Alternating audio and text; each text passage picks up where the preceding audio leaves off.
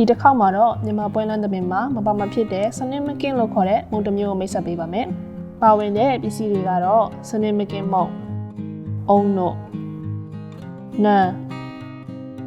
စာ၊ထောပတ်၊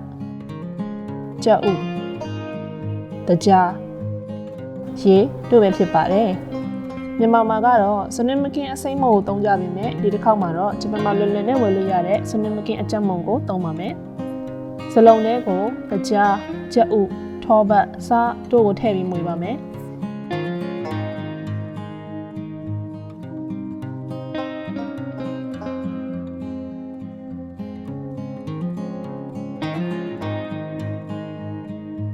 ပြီးတော့အုံနို့ရေစနစ်မကင်းမုံကိုထပ်ထည့်ပြီးတမအောင်မွေပါမယ်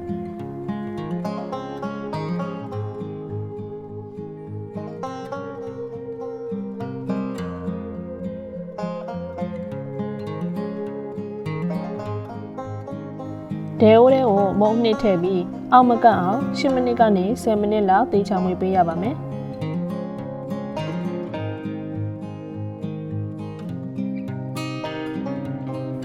မုံနှစ်ကလုံးပြီးကတ်လိုက်ရပါပြီ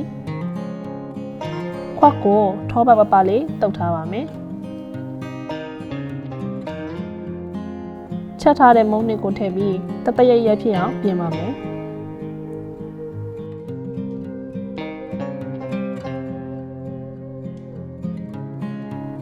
မိမိကြိုက်တဲ့လောက်နှမ်းမုံကိုဖြူပြီးတော့အလားစင်ပါ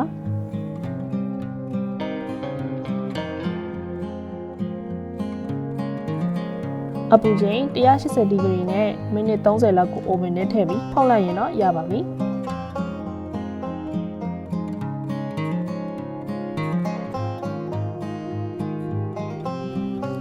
စနစ်မကင်းမုံနဲ့အုံတို့ရဲ့တဘာဝအချိုရတာအပေါ်ကနည်းနည်းမှပြီးအထက်ကပြော့ပြောင်းတဲ့စနစ်မကင်းမုံကိုတော့လက်မချစတဲ့စားကြည့်တွေမှာတော့အမှန်ပါပဲเนาะ